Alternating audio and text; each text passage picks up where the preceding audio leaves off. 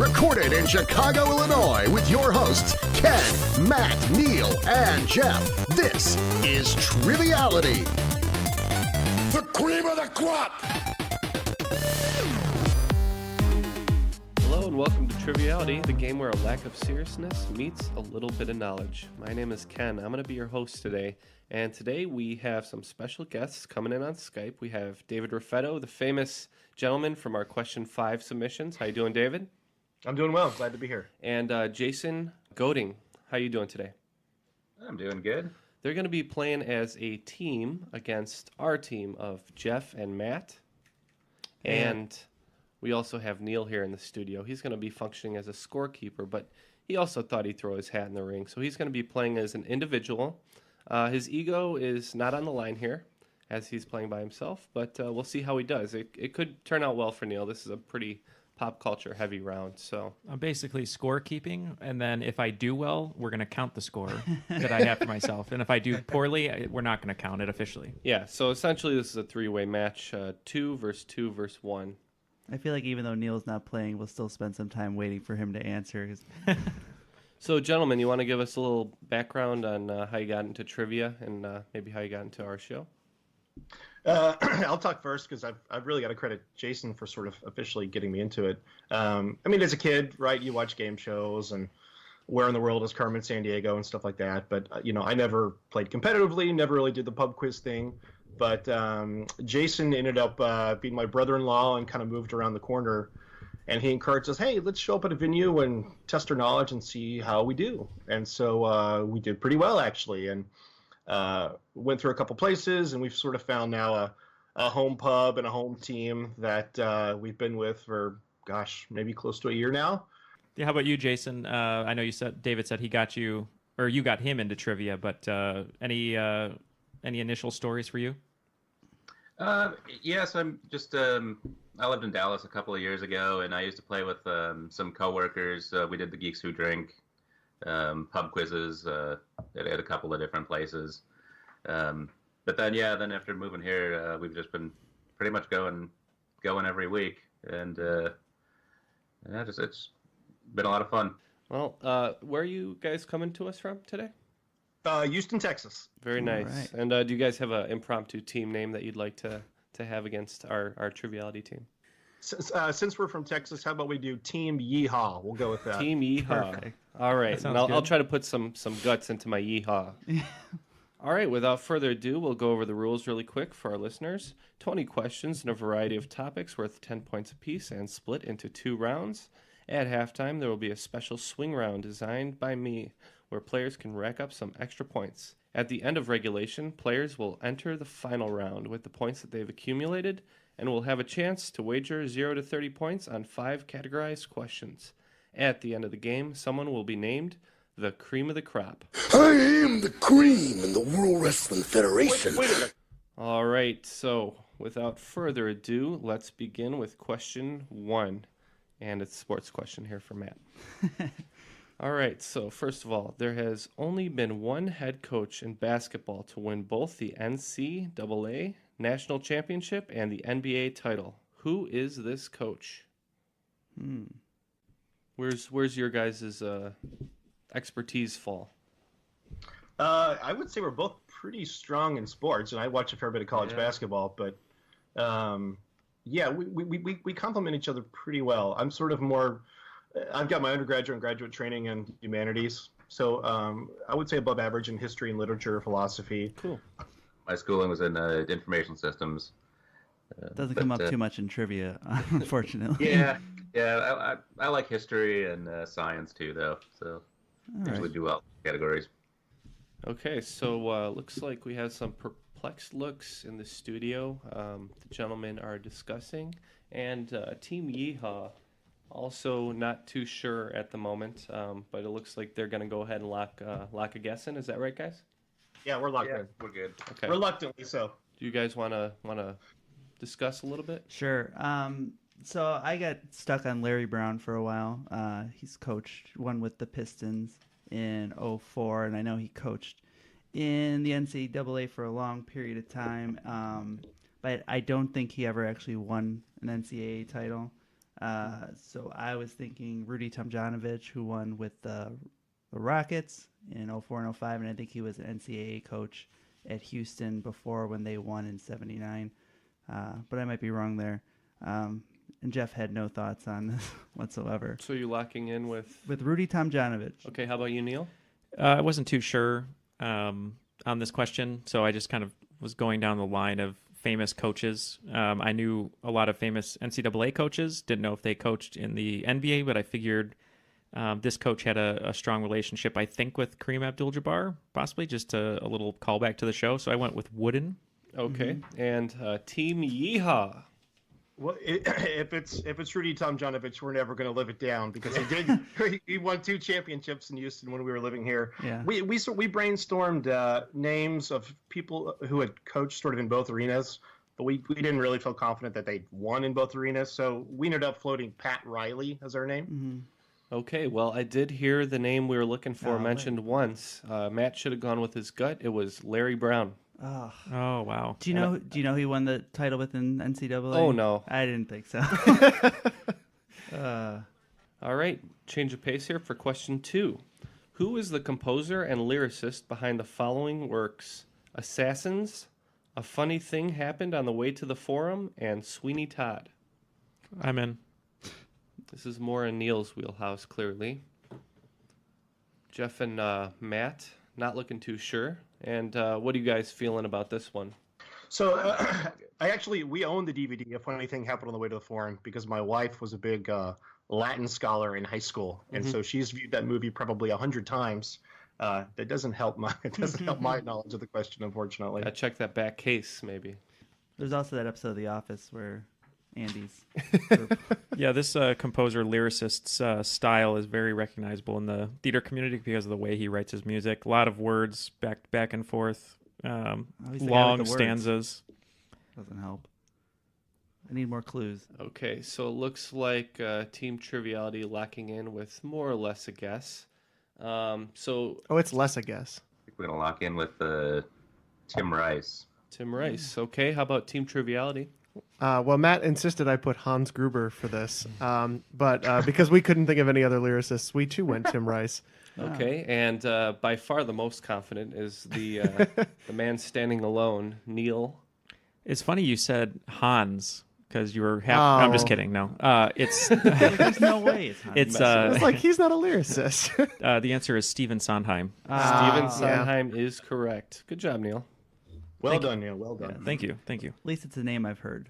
So Here's something that's not gonna tickle Neal as much as that last question. it's about A elements. cycloid is a math term indicating a path that is traced by a point on what kind of structure? I'm out. I'm kidding. I know the answer. We're good. Okay, so Triviality is in right away with the response. Yeah. And how about you guys? I'm not entirely certain about something though. So we were debating between either a part of an arc or part of a circle, and sort of our logic being that an arc is the start or part of a circle. That would be sort of the more general answer, and if you need a more specific, we could provide it. But our final answer we locked in with was arc. Okay. And Neal? I have no reasoning. Obviously, I'm not the science guy. So when I heard the word cycloid, I thought of Cyclops and an eyeball. So going off of that, random logic, I said a sphere. Okay. And how about you guys? So I feel like you could theoretically trace this shape on almost any polygon, but we went with circle. Okay, so I've muted Team Houston really quick to get some specificity. Just explain it if you could. It's rotating. It's rotating through a distance. So basically, like a cycloid is like if you put a dot on like a wheel and you rotated the wheel, the path that dot follows as it travels is what the cycloid is. Okay, I've gotten some specificity from Team Triviality, and if I could get some specificity, if you could just describe what you think it is. So it's almost like on a point on a curved plane. You're following along the curve of that particular plane. And I guess with a circle, it's right. Arc is what we locked in with, but it's right. You're going, here's a point and here's a point, and rather than a straight line, you're traversing that curved plane like that. Does that make sense? Yeah. So I'm going to go ahead and give points to Team Triviality on this one. Jeff described it very specifically. So it's a point on he he said you could do this with any polygon, which I suppose he's correct. Yes. But it's a point on a wheel basically as it rolls, so it would make kind of like a wave form over a path. Okay. So Fair enough. So Team Triviality is going to get points on this one. Unfortunately, Good job, guys. Team Yeehaw is going to be without for this question. You might be not surprised at all to know this, but I once watched a YouTube video about why we don't make tires out of squares, and they use cycloids to demonstrate. Did how... you have to watch? No, I didn't have to, Ken. I don't think you understand how my brain works. I wanted to watch. Yeah. Okay, moving on to question 4. A little bit of geography for you, gentlemen. The Yucatan Peninsula separates what two bodies of water, only being connected by the Yucatan Channel? We're locked in. So, what I'm struggling to remember is I know it's in Mexico, but I'm struggling to remember what part of Mexico the Yucatan Peninsula is. And so the one on the west coast jutting down, I'm pretty sure is like Baja California. So I don't think that's it. I'm pretty sure the Yucatan Peninsula is so on the bottom of Mexico. It juts up back into the Caribbean. So the only thing I could think of is it would be like the Caribbean and the Atlantic Ocean. So I mean, I'm good with the Caribbean and Atlantic Ocean. that's fine. And then I think that's what we're good with. Okay. So my geography knowledge is right. So Triviality locks in with Caribbean Sea and Atlantic Ocean. Yes. Neil? I had no idea. I just put Pacific Ocean and Gulf of Mexico. Ah, Okay. that's what I Those put. are on two different sides, but okay. We're Yeah, going to go exactly. with Team Yeehaw. So we said the Gulf of Mexico and the Caribbean Sea. And Team Yeehaw is going to be getting points on this one. That is absolutely correct. We were halfway there. And now for question 5, which I conjured up with our good friend and fan of the show, Dan Miller. This is the most Chicago-centric question that probably will ever be asked on Triviality. But I think our friends in Houston stand an equal chance to get this correct. It is a yes or no question. All right, 50%. 50% chance on both ends. So let's assume that disgraced and fired Chicago Bears kicker Connor Barth became a supervillain, and his evil plan was to blow himself up to the size which he can kick the Cloud Gate sculpture, which is better known to us here in Chicago as the Bean, through the antenna of the Willis Tower, which we know here in Chicago as the Sears Tower. Let's make a huge assumption and say that his kick propels the Bean perfectly in a horizontal trajectory towards the antenna. Will the Bean have enough clearance to pass through the antenna? So, horizontally, the Bean is traveling through the antenna. The odds of Connor Barth kicking that bean through any uprights is very slim. Yeah, this question is flawed in itself because he would not make that kick. I believe that it's inversely proportional to how well he can keep his job. Oh, he's gone now, so yeah. So yes or no, the Bean will pass through the antenna. So basically, what's wider, the antenna That's or what the I bean? think. Yeah. So we're in if you guys want to All talk right. about beans and Willis. We feel like we have a better than average chance because both of us on a 50-50 agreed. So I'm in. Okay. How you guys feeling in Texas? So I've seen the Bean once for all of about 5 minutes, but I'm going to pass the mic to the guy who used to live in Chicago. Let him give our answer. Okay. So I'm thinking the Bean would pass between the two. Okay. So your answer is yes. Neil? Yes. No scientific reasoning. I just said false. Okay. I don't think the bean's that big, and I know that the antennas are pretty far apart. So yeah, I mean the bean is pretty big, but when you're looking at the antenna, they are 1,000 feet away from you. yeah, So so we said yes. Okay. The correct answer is yes. All So right. Team Triviality is going to get points, and Team Yeehaw is going to get points. The Bean at its widest point is 66 feet, and the antenna at its narrowest point is 75 feet. Oh, so it's close. Yeah, it's pretty close. All right, moving on to question 6. What is the shared name between the team name of the University of Arkansas at Monticello and a classic Chicago punk band that formed in 1989?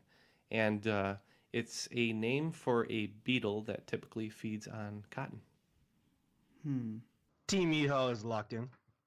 They feed on the buds and the flowers specifically. like a stag beetle or a longhorn beetle, or I'm trying to get you to get to punk bands. That's what I'm trying to. Okay. This is Is it? yeah. Okay. Okay, looks like everybody's in. Sure. Let's start with triviality. We had nothing for a long period of time, and then just went in with thinking of stag beetles and said the stags. Okay, let's go with Neal. I just wrote down the Lawrence Arms, which obviously it will not be. I was thinking of the Lawrence. Okay, and how about you guys? We went with the boll weevils. Oh, that The is boll right. weevils is correct. Good job, guys. Which one of those hints gave it to you? The beetle. Yeah. The So, beetle. so in my head, I'm thinking, I know Arkansas Fayetteville's mascot. I kind of pride myself on knowing mascots pretty well. I know Yeah. Arkansas State. And then whenever you gave the cotton clue, it sort of it finally the Gotcha. synapses in the brain finally connected. Gotcha. Yeah, Well, outside job. of Razorbacks, I'm lost in Arkansas. So it's kind of a sports question, kind of a music question, and kind of a science question. I'm gonna mark one in each category. All right, moving on to another science question. What kind of animal is a gooey duck? And I will accept common names, but specifically I'm looking for the name of the order. All right, we wrote down a Vicinity. general answer and we're locked in. I don't know how close I am, but it's closer than a joke answer about a chewy duck. How are you guys feeling about gooey ducks? We're not feeling them too much at all. We both heard this before, but can't pull it. Yeah, it's somewhere in the recesses of the brain, and I'm assuming it's not duck. So we're still brainstorming. I guess Neil's shaking his head. Yeah, I watched a video about this recently, but did not care enough to remember. I wrote something down. It's wrong, but Good You thing know, you're not being. at least I have scored. points on the board. Okay, everybody. Yeah, you're actually competitive. Everybody locked? Yeah, we're We're locked. locked. Okay, let's start with Team Yeehaw this time. So we took a stab at it and said amphibian. I know it's some kind of sea aquatic creature of some sort. Okay. We guessed You're right so sea far. urchin. Sea urchin. Okay, how about Neil? I just put insect. Okay. Jeff was the closest here, but the answer is a clam. Oh, that's right. Yeah, they're actually one of the largest clams and also one of the longest living animals. Maybe that's what it was. Longest living animals. All right, moving on to question 8. A 1980 volcanic eruption that is considered the costliest and deadliest in U.S. history took place in what state? Team Triviality locked in pretty quickly. Team Yeehaw's locked in also. Okay. And Neil? So this was the deadliest in the United States. Mm-hmm. And what year was it? 1980. All right, I'm trying to channel Pierce Brosnan from Dante's Peak here. I knew this would Which be I think Dante's was- Peak reference. Was Mount St. Helens, but I don't know where that is. So I'm gonna throw in Washington State. Okay. And Team Triviality? We also went to Washington State. Oh, And Team Yeehaw. We also said Washington. Points all around. All right. It was Mount St. Helens in Washington. Unfortunately, 57 people were killed in that eruption. 250 homes destroyed, 47 bridges, 15 miles of railway, and 185 miles of highway were destroyed. All right, moving on to a lighter category. This is a film question.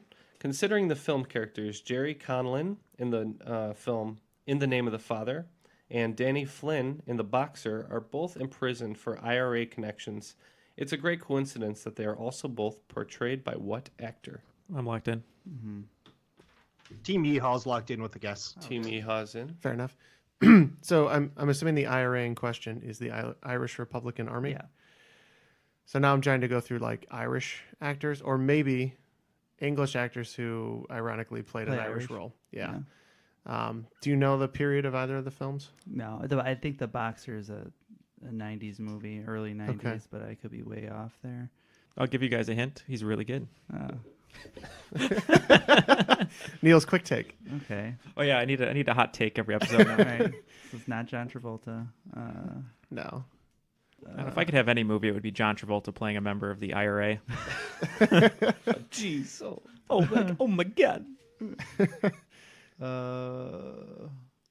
I got nothing. Are we gonna go Colin Farrell as a joke and call it Yeah. a day? Okay. All right, Colin Farrell for Team Triviality. Let's go with Team Yeehaw.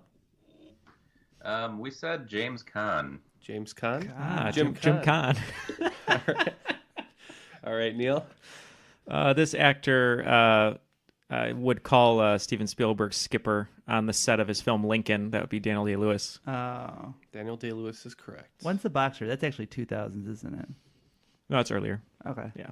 Hey, All right, we're going to move on to a little bit of literature here.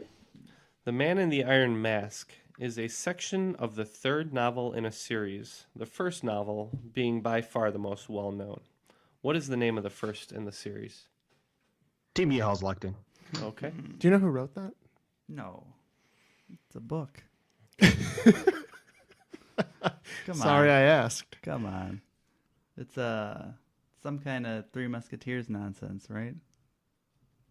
I don't remember. I've never seen the Man in the Iron Mask. The Man in the so- Iron Mask is there's like a twin, and they put him in a mask or something, and they tell him he's like disfigured, but he turns out to be Leonardo DiCaprio, so he's handsome. That was just a little. Here's a hot take for you: a studio that put Leonardo DiCaprio in a mask the entire movie. Bad choice. Bad choice. Yeah. It turns out he was handsome the whole time. But yeah, it's swashbuckling swords and nonsense. I don't know anything about it though. Three Musketeers is all I could think of, and it's not. But outside of Three Musketeers, I got That's nothing. fine. We can just do that. All right, Three Musketeers. Okay, triviality in with a guess of Three Musketeers. Neal? So, thinking of the movie, for some reason, the name like Alexander Desplat or Desplat kept coming in my head, and I do remember it, I think, having something to do with the Three Musketeers, that either they save him or he's part of it, or D'Artagnan. I don't remember. But anyway, I wrote Three Musketeers. Okay. And Team Yeehaw.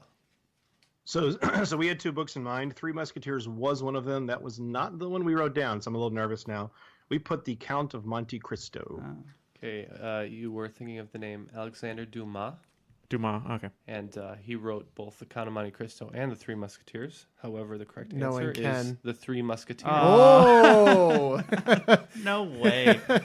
I was a little worried when they said the Count of Monte Cristo job, because I guys. was like, that's a Ken question if there ever was one. I couldn't have backed my way into that. Anyway. Well, immediately I was going to put Count of Monte Cristo, knowing Ken, but I'm Right. like, he's asked a Count of Monte Cristo question before. I have.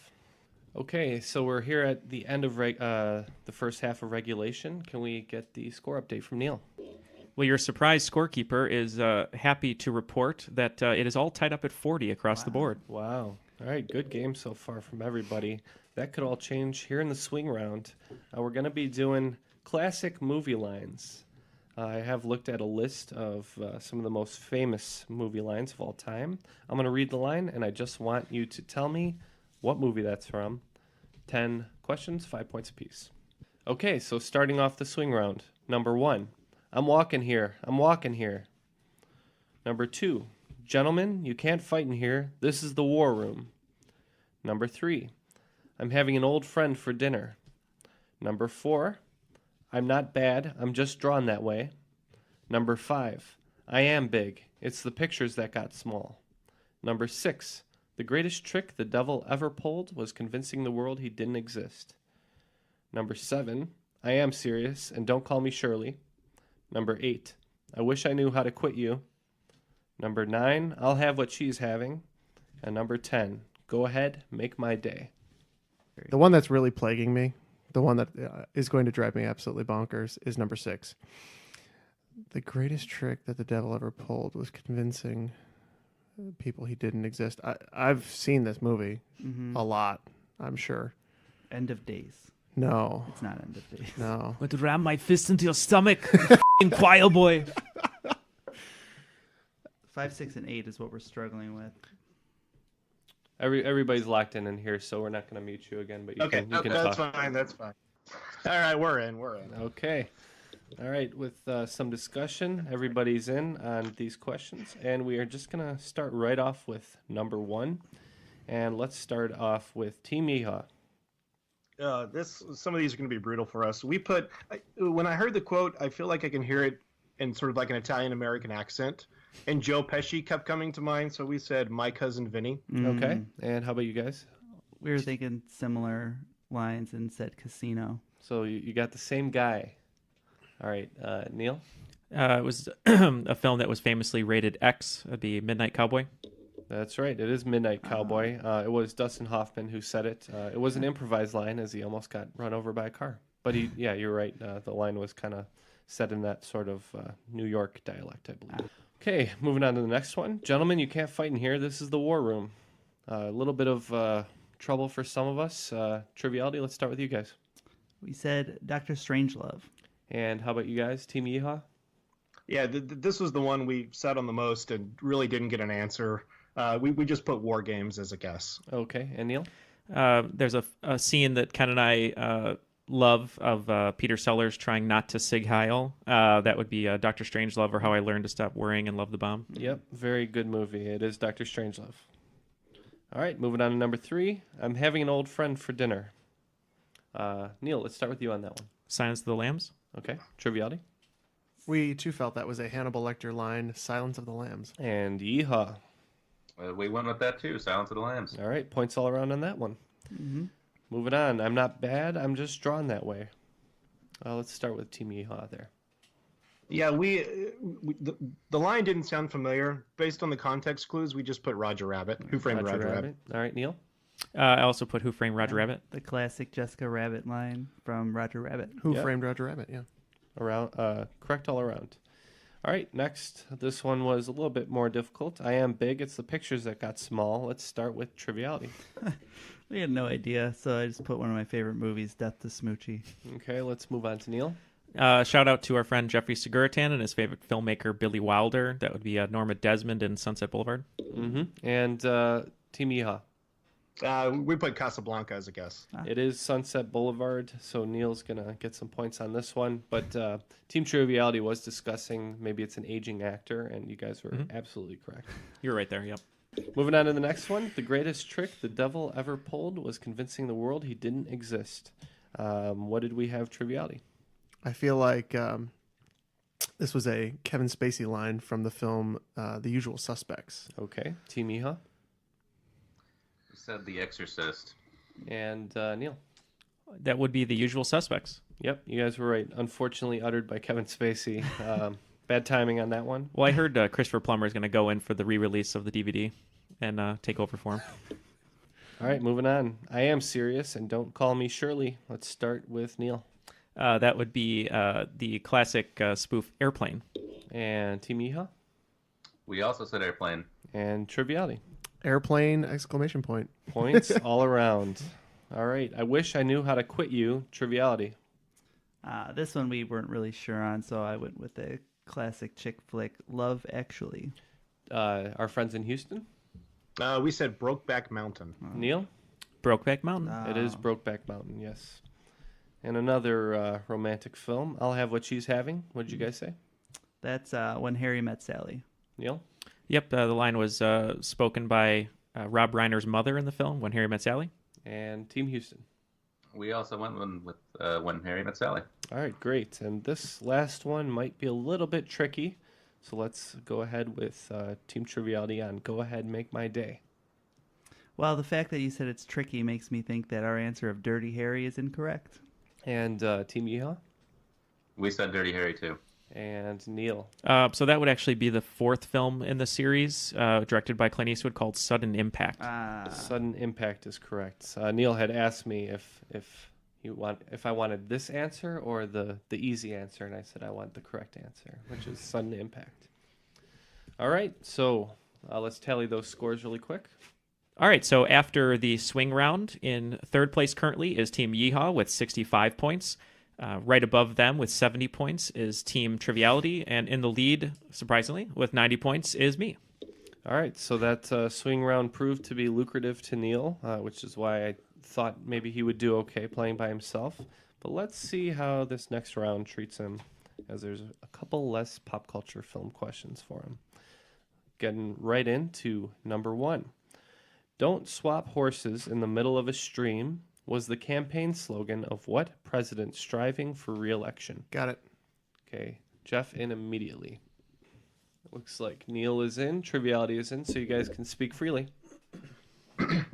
Yeah, so our thought was, I know Ronald Reagan was an actor in a lot of old Western movies, and so that seemed like a metaphor that would sort of fit him and resonate with his voters and his fan base. So we locked in Reagan. Okay, not a bad thought process. Let's move on to Neal.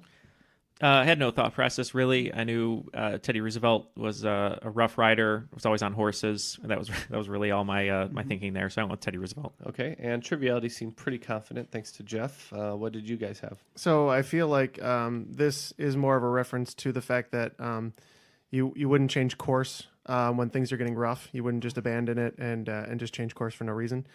So I feel like that would be an Abraham Lincoln thing to do, especially considering they were in the middle of the Civil War.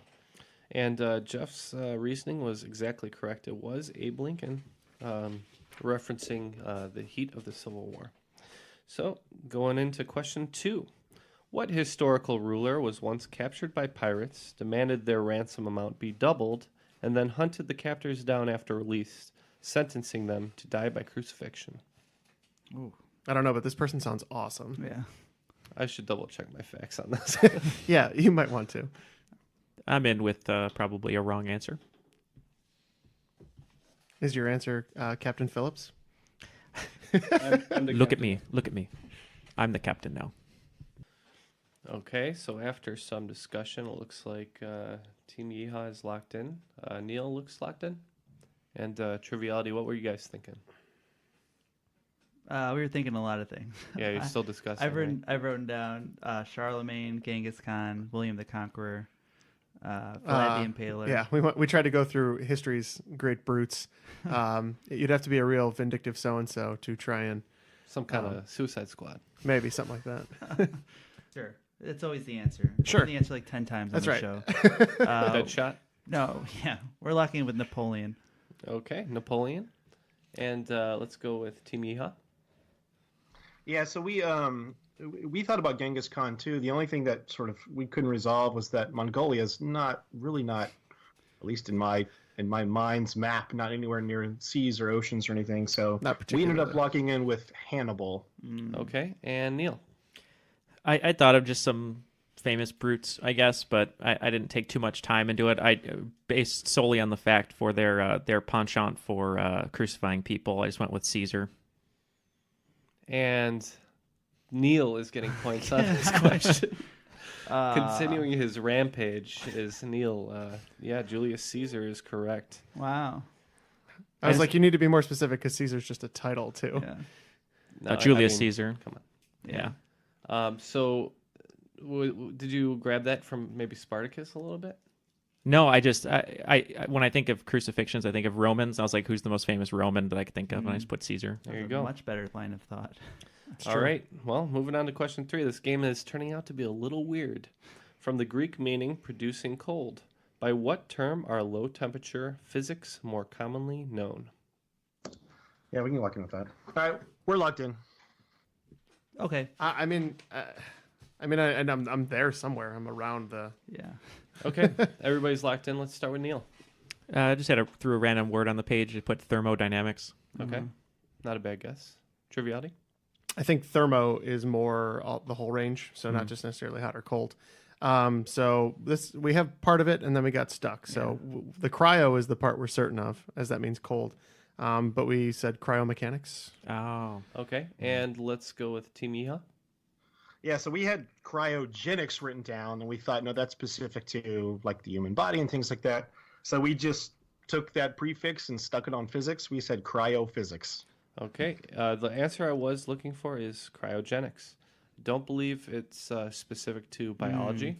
I think it's just how things react under cold temperatures. So Interesting. just doing a quick double check here, but I'm pretty sure I researched enough. No, I believe you're right, but I just have to double check from. I was going to write that, but I was like, I don't think that. I have no idea if that makes sense.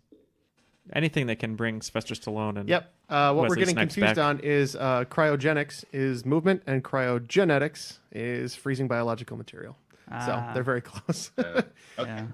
Well, for the record, I wrote cryogenics. That is true. Let Matt- the record Matt got a show I science got a question. science question. All right, moving on to number 4. Again, this one might favor Neal a little bit. All right, Henry Fonda made a rare turn as a villain playing Frank in what Sergio Leone Western? I'm in. I've got a guess on this one. Oh, good. Okay, looks like Triviality and Neal are in. Hold on. pretty memorable turn as a villain as well. Because he's kind of usually the good guy. I'm pretty sure Yeah, that's Sergio Leone. Top That's billed good guy. I'm not familiar with the works of Sergio Leone. He went from saving people from the executioner to becoming the executioner. I'm only familiar with the works of Ennio Morricone. So. It's one of the best of all like, time. or we can just say it if we need to. Okay, it looks like all the teams locked in relatively quickly. Jeff had a suggestion for Matt, and Neal locked in right away after some discussion. Team in Houston was able to come up with an answer too. So let's begin with Team Triviality. So I feel like this is the good, the bad, and the ugly. Okay. Team Yeehaw. Yeah, we didn't, despite our team name, when we think of Westerns, we came up with either How the West Was Won or The Magnificent Seven, and we just circled Magnificent Seven. Okay. And Neal with a great deal of confidence. Jeff and Matt had the right director, Sergio Leone, but it's Once Upon a Time in the West. Oh. Yeah, that is correct. And there's a very iconic scene. The bandits come in and wreck the farm pretty much and kill the family, and then the camera tilts up. And who is it but Henry Fonda? Wow. Well, I've seen none of these, so the fact that I was able to put a movie and a director together successfully, I'm going to call it a win. That was a win. Half point. Good job. All right, and we are on to question 5. This one comes from Jonathan Berlingeri. So thanks for sending that in. Which coastal U.S. state has the lowest highest point? That is, which state's highest point is lower than all others? I'm in. Okay, Team Triviality locking in right away. I'm going to shot call it too. Looks like Neal is locked in. I'm within 10 feet. Jeff's gross. All right, so Neal and Triviality are locked in. So if you guys have any thoughts that you wanted to share. Yeah, so I think we've got it between two. So we've got it between either Louisiana or Florida. And we say Louisiana just because I remember when Hurricane Katrina hit them and all the talk how New Orleans is actually below sea level. That's a fraction of the state. I don't know much about northern Louisiana. And then with Florida, for some reason in my head, I'm thinking there was I feel like I might have even heard it on Trivia Podcast. There was a question about the flattest state. And I think everyone playing the game guessed Kansas, Nebraska, places like that. And we were shocked, or I was shocked to hear Florida as the answer. So if it's flat, that would suggest that there's no high places in it either. I think we're going to lock in. We're going to lock in Florida. Okay, Florida. And Team Triviality? So I'm not 100% sure on that one. So I think Kansas may be the flattest state, but it is a much higher elevation on average. For the record, all states are flatter than a pancake. But we said Florida, and I believe it's 353 feet is its highest point. Okay. Shot caller. Neal? Yeah, so I just kind of locked in right away. For some reason in the back of my head, I had Florida for 2 reasons. One, I think I may have read this in a John Green book. And the other reason was I love Florida, but anytime there's like a crazy fact and some weird shit is happening, it's always in Florida. So that's why I went with Florida. The correct answer is Florida. So Neal still keeping pace with everybody somehow, some way. Okay, moving on. I want to know how high it is. Do you not know? 345 feet. Wow, I was within 10 feet. Good job. for you. That's what you said you would be within 10, right? Your prize is nothing. All right, let's move on to question 6. Shared by a planned 2019 film release, what is the subtitle of the first Godzilla film to receive an American adaptation in 1956? I'm in with my best guess. And the subtitle is the name of a 2019 movie? It's the title right now for the 2019 film release, and it's also the name of the original that was worked on by an American studio. Team Yeehaw's locked in. All right. Okay. Bring back Matthew It Broderick. doesn't make a difference to me. I don't know for It's sure either way. I think it's one of these two. So we're stuck between Godzilla versus King Kong and Godzilla versus Mechagodzilla. And I think because they've recently made a Kong movie and they're always trying to reboot those old monster movies, that King Kong is probably the way to go. So we're going to lock in with Godzilla versus King Kong. Okay. Let's move on to the team in Houston. Yeah, we said if this is not the subtitle, it would make for a great ballsy marketing subtitle. We said King of the Monsters. Okay. And Neal. So after the release of Kong Skull Island, they teased Godzilla and like Mothra and things like that, and they're going to have a film where Godzilla fights King Kong. Some people are petitioning to have Pacific Rim in that duo as well, but I remember the marketing materials that they had, that they were announcing this film, and I believe Team Yeehaw is correct. It is Godzilla King of the Monsters. Yep, you guys are both correct. It is Godzilla King of the Monsters with an exclamation point. Number 7. It's not Chekhov's gun this time, but the concept that the simplest explanation is often also the most preferable can be described as what? So it's the answer is presented in the same format as Chekhov's gun, so it's blanks blank. Mm-hmm. If I didn't get this right, I'd have to turn my degree in. Yeah. We're locked in on Houston. Okay. And finally, the only person having difficulty with this one is Neal. Chekhov's gun is what I would know it by. I don't know what the other term of it is. That's not the question. Yeah, I'm going to do you a favor. Chekhov's gun was just that is a not the formatting, question. formatting hint, because I want the answer in the form of blanks blank. Oh, I see. I could be wrong, but I feel like this is the same quote that Sherlock Holmes always talks to Watson about sometimes, Watson, the simplest answer is blah, blah, blah, or whatever. The correct answer is the simplest, but I have no idea what that's called. So I'm just going to lock in with elementary. Okay. So Neal is wrong. Let's go with Team Triviality. I imagine he would be quite deadly with an edge weapon. This would be Occam's razor. Oh, that's right. And makes the cutting clean. Team Yeehaw? Yeah, we also had Occam's razor. And points for you guys for Occam's razor. I have heard that before. All right, and moving on to number 8. Lockjaw can be the first symptom and also an alternate name for what disease caused by Clostridium tetani? Yep, we're good. Team Yeehaw's also locked in. Okay. This was a big fear of mine when I was a child, that it happened to me, actually. Okay, I'm just going to lock in with TMJ. Okay. And it's Team Yeehaw. We said tetanus. Mm-hmm. Okay. Yeah. Yes, we're very much glad that Neal didn't get a boost from thinking it out. Tetanus. Yep, the correct answer is tetanus. Good job, guys. All right. Moving on to question 9. What musical tops the list of longest running show on Broadway? 2 musical questions this game. Yeah, for that some was the one reason. that came to mind for me, so I think we're good. Okay. All right. Locking in right away. You can speak freely, guys. Everybody's locked. Yeah, we've had this question of pub quiz a long time ago, and we missed it. And the answers we have down are Cats, which is famous, I think, for the most runs, but that's different than the oldest, maybe. And then we have Oklahoma, and then we have Phantom of the Opera. And I'm leaning Phantom of the Opera, but I feel like I was leaning Phantom of the Opera the time that we missed the question. Mm-hmm. Yeah, I remember us discussing Cats and Phantom for sure. Yeah. Let's do just for the sake of time, since you guys are being patient with us. We will lock in Phantom of the Opera as our answer. Okay, Phantom of the Opera for our friends in Houston. Neal? So I had 3 answers as well that I was debating over. I had written a question about the most profitable musicals of all time, and Phantom of the Opera is right up there, along with Lion King, which were 2 of the ones I had written down. I believe Cats was surpassed as longest running. So I was thinking of going with Phantom of the Opera. I was actually very, very close to locking in with that. And then I remembered a poster when Emma Stone portrayed a character in this musical for a short run in New York when I was there, which was Chicago, which I think may have just become the longest running musical of all time. So I wrote Chicago. Yeah. Okay, Triviality.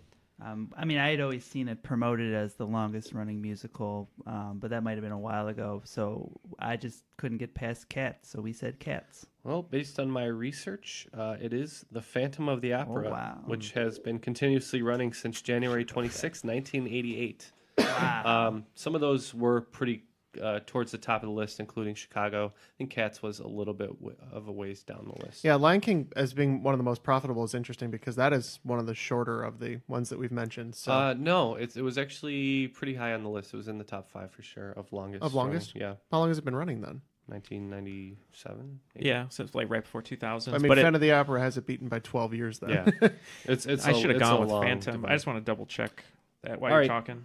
And moving on to the final question in regulation, and it's lyrics. I'm just going to read lyrics. Let me know what song this is.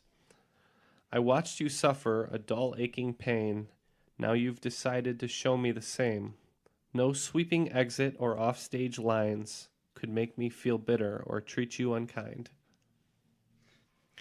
Yeah, these are always terrible because it's like, oh, Tell you what, I'll take artist on this. I've probably heard artist. this. Artist or song. Oh, we can just give artist? I'm going to do artist or song. We're locked in with an artist. Okay. Neal's just looking up the lyrics here. I'm locked in. I'm looking at. Neal's locked in. He's back on musicals. He doesn't care about your questions. It's to you guys in Houston. Yeah, so you guys were generous and just said we could do artist, and Jason had the idea. It sounds like sort of a breakup song in the line of Taylor Swift or Adele, and so We said we went with Adele. Okay. Neal? I didn't know this song. He's written songs that are kind of deep like this, so I just put Ben Folds. Okay. And we went a completely opposite direction and put Depeche Mode. Well, you guys were all a little bit off the mark here. It is from Wild Horses by Rolling Stones. Yes, it is. Jeez. Did that come to you right as... Well, as soon as he said it, I was like, I could place the tune. Yeah, this And- is a... Oh, sorry, go ahead. That'll bring us to the end of regulation. If Neal could please provide the updated scores, we can go into the final round. I had a clarification here on the Broadway one. I know where my thinking went wrong. So, Chicago is the longest running musical revival and the longest running American musical in Broadway history. It is the second longest running show in Broadway history behind the Family Opera, so I don't really know. Yeah. Maybe it's the longest running show, meaning show like it premiered earlier than Family Opera. I So saw that's- that, But not in total amount of But not in runtime. total amount of I saw performances, that yeah. listed, and it had Lion King and then Cats. Cats were like fourth on it. All right, after regulation, the scores are in. In third place is Team Triviality with 110 points. Narrowly in front of them is Team Yeehaw with 115 points. And remaining in the lead, but not for long, is myself with 130 points. All right. So moving on to the final, in which our teams can wager 0 to 30 points on the following categories, which I'll present right now. Number 1, surrealism. Number 2, cartoon names. Number 3, bizarre products. Number 4, crime fighters. And number 5, sci-fi adaptation. Okay, with a little bit of discussion, it looks like all the wagers are in, and we will now read the final round questions. Number 1 in surrealism. The Son of Man, a painting by Rene Magritte, is a painting of a man, and notably, what else? Number 2, cartoon names. Milhouse Van Houten, from the show The Simpsons' first name may have been inspired by the middle name of President Richard Nixon. Milhouse's middle name, on the other hand, is taken from what dictator? Do you write down the middle name? I don't know. Number 3, bizarre products. Between 2000 and 2006, Easy Squirt was a product on the market that came in the colors Blastin' Green, Funky Purple, Stellar Blue, Passion Pink, Awesome Orange, and Totally Teal. What brand and product was this? Crime fighters. What crime-fighting duo would you find driving around in a Chrysler Imperial Crown named Black Beauty? And finally, in sci-fi adaptations, what is the film based on the short story by Philip K. Dick entitled We Can Remember It For You Wholesale? That's the name of the short story. Yes. Okay, after some discussion, Team Triviality and Neal are locked in. Neal was in the other room coming up with his answers, so he couldn't hear Triviality's discussion. Where were you guys falling on some of these? Did you find them difficult, coming pretty quick? Some quicker than others. Some are educated guesses. So, wagering 10 from Triviality, 10 from Yeehaw, And 10 from Neal. In surrealism, I wanted to know what was featured in The Son of Man by Rene Magritte besides the man. Let's start with triviality. We had nothing on this one. We just said a clock. Just pulling from your knowledge of surrealism. Okay. Neal? I had no idea on this one, so I just put a boy. Okay. And yeehaw. We said apple. That's right. It is the green apple that floats in front of the man's face. Yep. So 10 points for Team Yeehaw. It seems familiar now. Not for you, Jeff. I still can't picture it, but I'm sure if I saw the painting, then it would come back. Okay. And going on to number 2, cartoon names. I needed to know what dictator Milhouse Van Houten's middle name is derived from. Triviality, wagered 20, Yeehaw 20, and Neal 0. So yeah, I mean, Adolf sounded. I didn't know this one, and I know I've seen like every episode of The Simpsons, and I can't remember this. Adolf sounded the best, but I don't think that they would do that. Show started in the 90s, but they probably didn't name him till later. But we still just put Fidel. Fidel. Okay, Neal. I had no idea. I'm not, a huge Simpsons fan. I just haven't really seen them, so I just said Kim Jong Un. Okay. And Team Yeehaw. Yeah, we had no idea either, and our logic was, if you say name a dictator, most people are going to say Hitler, which would, if that's the answer, that didn't seem like that would be difficult enough to put in the finale. Okay. So we went with Joseph Stalin. Okay. And the answer is Benito Mussolini. In one of the episodes, Milhouse shows up to be Lisa's Italian tutor, and she goes, "You speak Italian?" And he recounts the tale of how he hung out with his grandma in the Italian countryside, and she refers to him by Milhouse Mussolini Van Houten. And he says, "That's how I learned Italian and started to wet my bed," because she starts beating him with a branch. What are the points on that? That is not familiar to me. All right, moving on to question 3, which was in Bizarre Products. Triviality wagered 20, Yeehaw 10, and Neal 0. So I wanted to know about the Easy Squirt product. What was the brand and product on that one? Triviality. This one I remember fondly. My parents would never buy it for me because they said, "You don't need to put green ketchup on your hot dog." We said Heinz ketchup. Okay, Neal? Didn't know this one. I just said GAC. Okay. And Team Yeehaw. We also went with Heinz ketchup. All right, that's plus 10 for you guys. Moving on to question 4. What crime-fighting duo would you find driving around in a Chrysler Imperial Crown nicknamed Black Beauty? Let's start with Neal. And for this one, Neal wagered 10, Team Yeehaw 0, and Triviality 10. Let's start with Neal. So this one I had a lot of trouble with. I was trying to go through crime-fighting duo. So originally, when you said Black Beauty, it made me think of Supernatural, but they drive an Impala, and they're not technically a crime-fighting duo. They just, fight supernatural things. Then I was like, is Ken saying that the Blues Brothers are a crime-fighting duo, which kind of, not really, but I don't think their car is called Black Beauty. And then I started thinking about what are some famous black cars that two people would drive around, and I kept thinking, and then going over an edit I just did of Game of Death that has Bruce Lee in the beginning. I was like, wait a minute, Bruce Lee was in a duo that drove in a black car, and I put Green Hornet. Green Hornet. Okay, how about Triviality? Yeah, Green Hornet's a great guess. I was thinking that maybe that this was the original Batmobile. So we said Batman and Robin. Okay, and Yeehaw. We were very thankful we bet 0. We had no idea. We put Starsky and Hutch. Okay, the correct answer was Green Hornet and Kato. So Neal got points on that one. And finally, sci-fi adaptation. Triviality wagered 10, Yeehaw 10, and Neal went big in 30. So let's see what happens here. I wanted to know the film based on the short story by Philip K. Dick entitled We Can Remember It For You Wholesale. So Triviality. We took a guess with the adaptation with Keanu Reeves and went with A Scanner Darkly. Scanner Darkly, not a bad guess. That is a Philip K. Dick book, but that was also called Scanner Darkly. Neal? Yeah, so this one, it got me really nervous. I was trying to go through all the titles. When you put sci-fi adaptation, I had a feeling you might have gone like, Dune or Blade Runner or something, and I remember Blade Runner is like Electric Sheep Who Dream or something like that.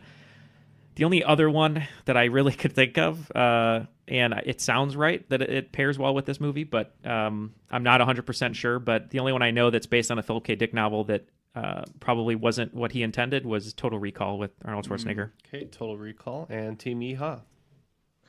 Yeah, we when you started reading the question, we were hoping it was going to be do androids dream of electric sheep kind of thing, but we ended up we had it down between Eternal Sun. We were just guessing based on like memory. Mm-hmm. So Eternal Sunshine of the Spotless Mind, which doesn't seem like a sci-fi adaptation. Maybe the book was, if it was a book. Mm-hmm. But we ended up locking in with Inception. Not even knowing if it's an adaptation of anything at all. But Inception was our answer. Okay, and once again, Neal's coming through with Total Recall for a plus 30. Wow. So at the end of the final round, it looks like Triviality's netted a minus 30, Yeehaw's netted a minus 10, and Neal is plus 30 on the round. Okay, so now for the final scores. In third place, Team Triviality had 80 points on the game. Team Yeehaw, out there in Houston, Texas, had 105, and in a shocking turn of events, Neal, who wasn't going to play at all, gets 160 and is today's cream of the crop. Outside interference here in my moment of glory. Yeah, this was an interesting game. I played about as well as I normally do. Like in the normal rounds, I get 3 or 4 out of 10. Really, the mid round kind of saved me, and I'm just usually I either bet too conservatively or too big, and luckily I did okay in the final round. But you were getting questions that were like in geography and in science and stuff that you usually don't get too. So, I mean, all around good game from Neal, and a little surprising in certain categories, but you just pulled this one out. Well, as George Costanza would say, I'm out. That's it for me now, guys. Thanks, Triviality. Thank you, listeners. Yeah, and great game from you guys in Houston too. That was a lot of fun. Oh yeah, it was. We had a blast too. It was fun. Neal kicked her butt. Well deserved win for him. Yeah, shocking turn of events. It won't happen again, but you guys are awesome, and special thanks to Jason, and then also to David, who is our first Patreon supporter ever, who's been there with us since the beginning. Thank you for that and for the support, because you sort of started the trend of supporting Triviality, so we appreciate it. Yeah, and thanks for being on the show too. Oh, sure. Well, you guys entertain me while I sit in awful Houston traffic. So if I can throw you a few bucks a month, that's the least I can do. So before we take us out here, was there anything that you guys wanted to mention?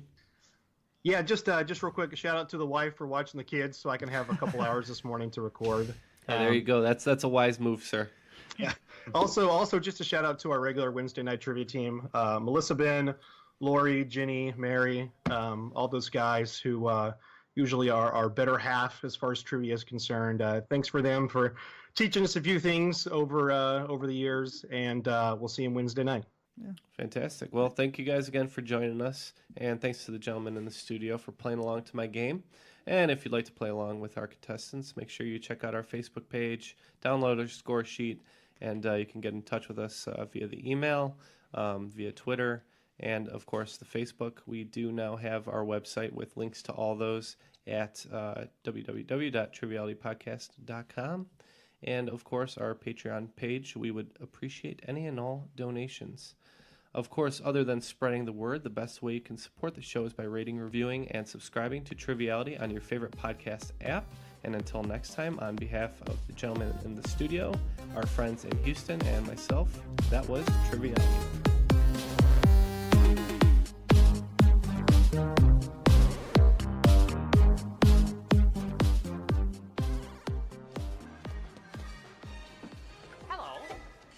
Johnny Cat. Where can I take you tonight? Drive! Would you please repeat the destination? Oh, anywhere, just go! Go! Please state a street and number. I'm not familiar with that address. Would you please repeat the destination?